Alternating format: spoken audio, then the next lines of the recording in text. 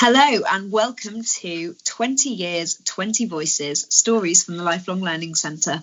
I'm Lauren, I'm the Student Experience Officer at the Lifelong Learning Centre, and this is our first episode of a new series of podcasts that we're creating to celebrate our 20th birthday in the Lifelong Learning Centre. We're going to be speaking to guests who are staff members, current students, alumni and other people who are connected to the centre, asking them questions so that we can reflect on and celebrate the last 20 years of the Lifelong Learning Centre. So I've got a lovely guest with me today. So please could you introduce yourself, your role at the Lifelong Learning Centre, how long have you been with the LLC? I'm Paul. I've been here more than 10 years. I remember the Lifelong Learning Centre's 10th birthday, which was actually when we were 11 years old. I think we'd all forgotten that it was our 10th birthday, so we celebrated it in our 11th year. I'm Paul. Who am I now? I'm Pastoral Support Manager in the Lifelong Learning Centre. I used to have your job title, Lauren. You're much better at your job than I ever was at your job. I started maybe 11, 12 years ago as Student Experience Officer, and that was trying to get students more involved in the wider university and making sure that they were loving their time at Leeds, as you like to say. I was doing a lot of student support, but I was just finding that I was doing more and more student support, so they just changed my job title to Student Support Officer.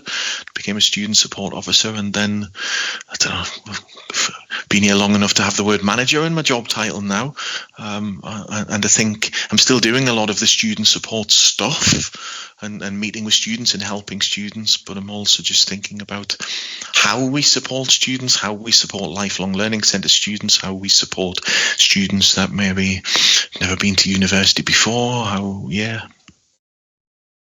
I was just thinking as you were talking that it almost feels unlikely that anybody would listen to this who doesn't know who you are. The Paul Devlin. Because me and you used to do like a little podcast, and I'm saying a little podcast. We did a fair few episodes. We haven't done one in a while, but we would go off on rambles here on that one. But you've told me on this one I have to be a lot more succinct, so I'll stop talking. They're going to be short and sweet. But if you want to go back and listen to those, they are available on our SoundCloud. So do go back and have a listen. But we're going to swiftly get through our questions for this one. So next up, Paul, please can you describe your favourite moment during your time at the Lifelong Learning Centre, and why is it special to you? I remember once the doorbell went on our reception because there was no one working on reception, and I looked up and there was a pop star there. And I'm not just talking like a low-level pop star. I'm talking 3 number ones. I was like, oh, that's quite impressive. So I went out and said, hi, pop star. How can we help? And this pop star, who I won't name because we don't, data protection, all of that, but they were thinking about coming to university later in life after their chart-topping pop career. And I went back into the office just to tell people, like, oh, that's interesting, such and such pop star was there. But it turned out that one of the staff members, it was her favourite pop star in the world ever, and she didn't believe it. So she had a quick look, but then she started crying and hyperventilating into genuinely started like Beatlemania type stuff. Anyways, I engineered it so that she would be able to go into the same room as said pop star without the pop star being made to feel in any way uncomfortable. He wouldn't know that I'd engineered it, but she could go into the room and meet, but she couldn't. She was just absolute Beatlemania, shaking, red, brown paper bag breathing into.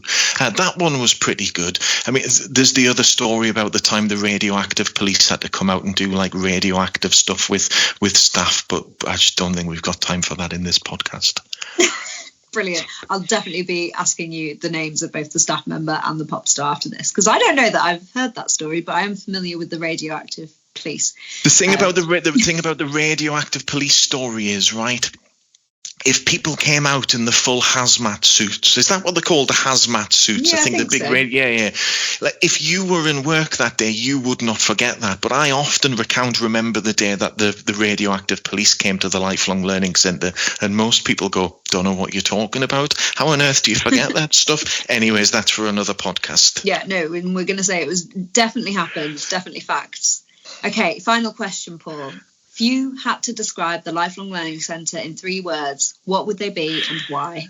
So I was thinking of this. My 3 words are the same 3 words, they're the same word, but for 3 different reasons. And my 3 words are home, home, and home. And I think the first home is that I think that the Lifelong Learning Centre has provided a home to me.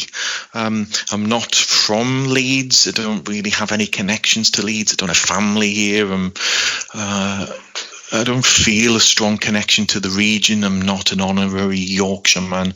But the University of Leeds, but particularly the Lifelong Learning Centre, has given me a home, a place where I feel a sense of belonging, a sense of place and a sense of purpose, a place where I'm around like-minded people, different people. So it's given me a home.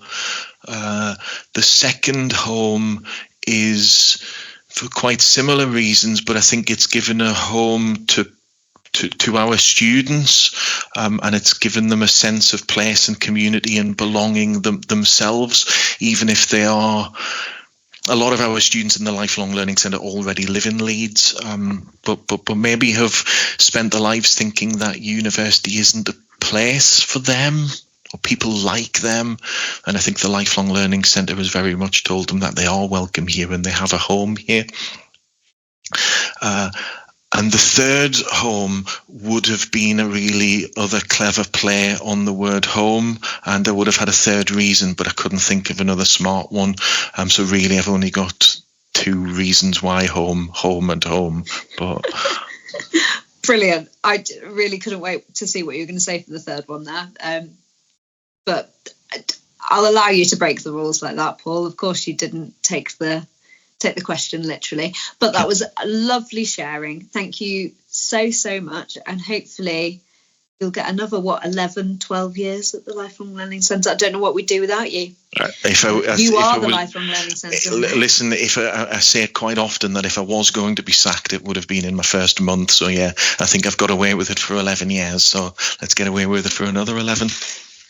Well, hopefully we'll be here doing another podcast at our 30th anniversary. But thank you so much for listening, everybody. I hope you've enjoyed this. Please do listen to our future episodes and keep an eye out for all of the 20th anniversary themed things that will be going on this year. Hopefully we're going to have another successful 20 years after it. And thank you so much for listening.